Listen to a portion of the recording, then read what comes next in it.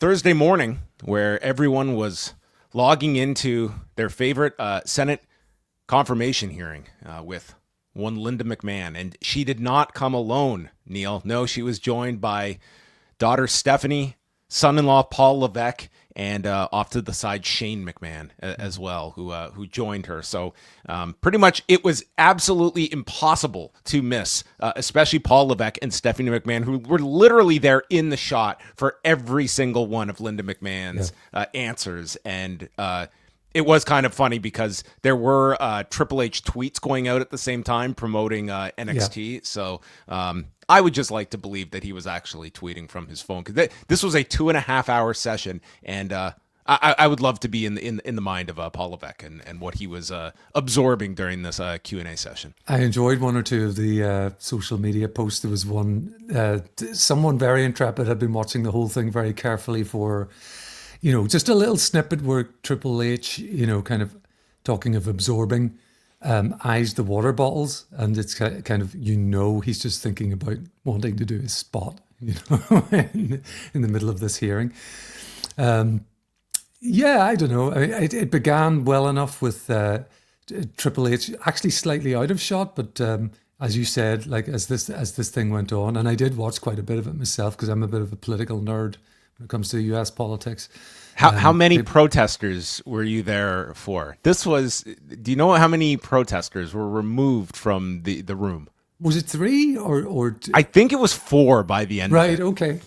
Yeah. So, I remember 2, and I think I heard about a third one later, but 4. Okay. But that's been a feature of a lot of these confirmation hearings, I think, hasn't it? Yeah. I mean, Linda no-sold them. You have to give her that. True.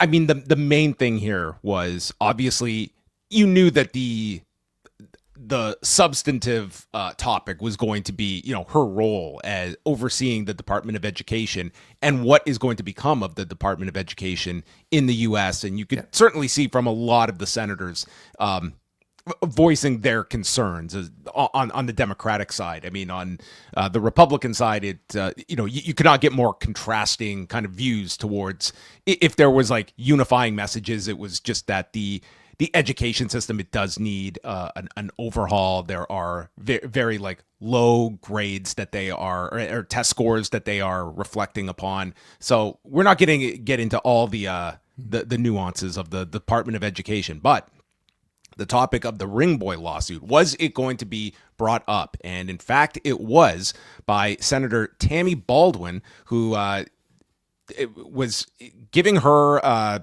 5 minutes and segued over. And here is the exchange we got from Tammy Baldwin with Linda McMahon. Mrs. McMahon, you have been named in a lawsuit which alleges that you and your husband allowed for systemic and pervasive abuse of underage children to persist in your business for years. It is an ongoing lawsuit, and it alleges that you rehired a known sexual predator and you felt it was sufficient to simply direct him to steer clear of children. If confirmed, you will be responsible with overseeing the Department of Education Office of Civil Rights, charged with ensuring equal access to education through vigorous enforcement of civil rights laws. I am so concerned about whether sexual assault survivors on campus can trust you to support them. Thank you, Senator. They certainly can trust me to support them. I have a granddaughter that is now in college. I have 2 grandsons who are in college. And I have a deep commitment of understanding of how I would feel if any of them were involved in sexual harassment or accused of sexual harassment. You have my absolute commitment that I will uphold and protect those investigations to make sure that those students are treated fairly on both sides. So that was Linda McMahon's response, not really addressing it in any kind of a way. And that was, I would say, if you were hoping for some kind of just acknowledgement or such, like I did feel that Tammy Baldwin, like she did set the question up really well. Or I think she set up the premise really well. There just was no question, and it just became such an easy one to evade. And then she was out of time afterward, and so there was just no acknowledgement. And listen, if you're seasoned in this kind of a role, which Linda McMahon is, don't answer questions that you have not been asked. And she was not asked any questions, so she was able to just give a very safe answer. I have grandchildren, and I am here to advocate for sexual assault survivors, and didn't have to get into any of those details.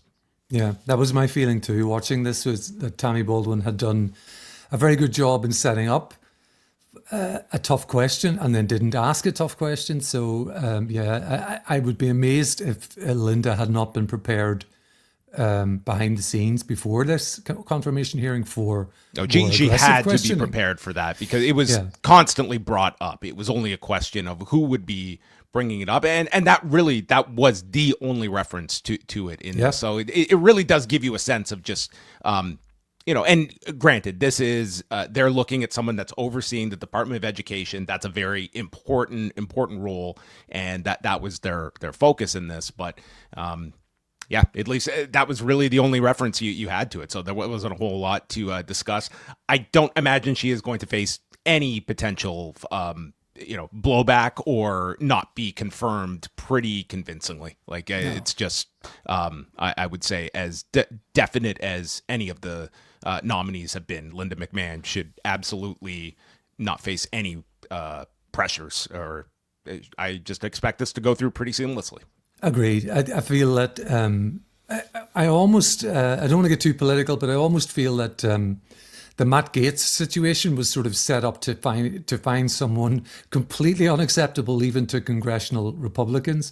And once that fell through, it was kind of like, well, okay, anything goes, and sort of Pete Hegseth. I don't even know if they would have necessarily, if Matt Gaetz might not have gotten through. I totally understand your theory, because I think it's a sound one. Was this was the alarm bell was Matt Gaetz, that everyone else in comparison, it's not as bad as that. And that was the one that went too far, but the others have, pretty much gone through without too much. There has been some serious questions and vetting, but there has not been any of the nominees that have faced any real significant pushback.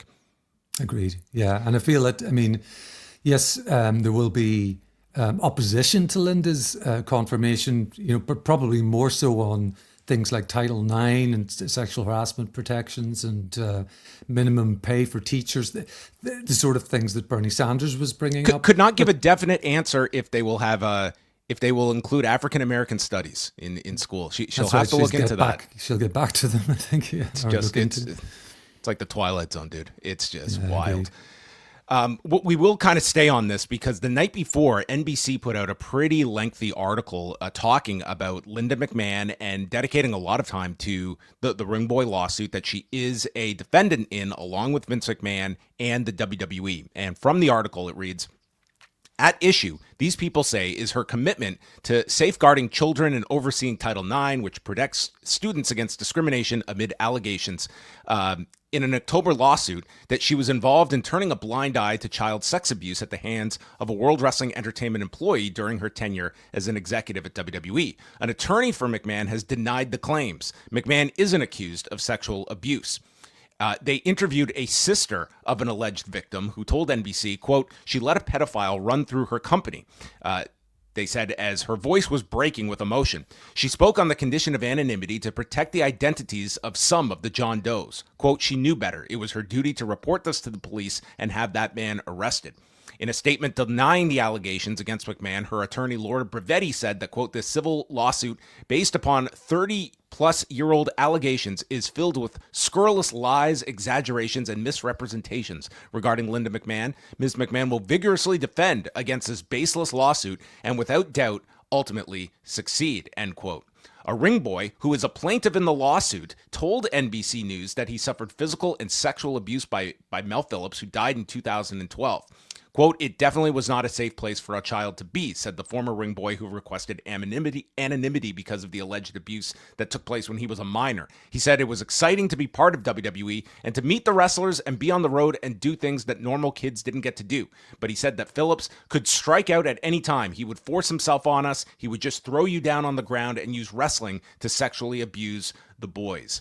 And the final part here, in a sworn deposition first reported by Business Insider, New York Post columnist Phil Mushnick testified that Vince McMahon admitted both he and Linda McMahon knew about what they characterized as Phillips' quote, unnatural interest and attachment to children. Vince McMahon reportedly said that Linda and I decided this was wrong, and the McMahons fired Phillips only to rehire him weeks later. According to Mushnick's testimony, Vince McMahon claimed that, quote, he was returned by Linda with the condition that he steer clear of underage boys, stop hanging around kids, and stop chasing after kids. Yeah. It's just, and I've read the lawsuit, and some of the stuff that Phillips is accused of goes way beyond just sort of inappropriately kind of wrestling with kids or something like that. There's some really rotten stuff in that complaint.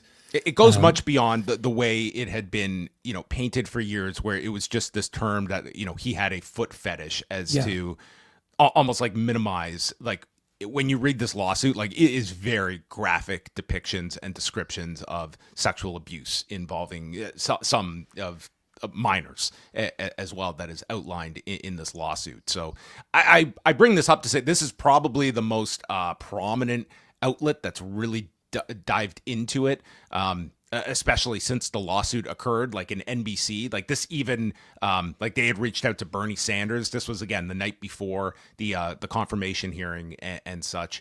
And, she went through the hearing. It was not, I don't sense that the ring boy suit was going to be a major topic going in or coming out of this. But regardless, this is still a lingering issue. And now that the court has ruled on the Child Victims Act, this can proceed forward instead of it sort of being off to the sides that we thought it might be until next summer. But that does kind of expedite the process of that lawsuit.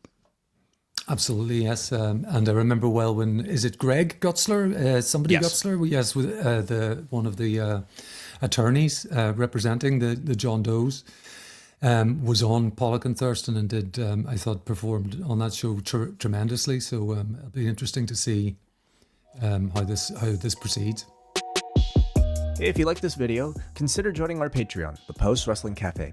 Multiple bonus podcasts every week, ad-free shows, and access to our full archive. Otherwise, a like and subscribe is much appreciated.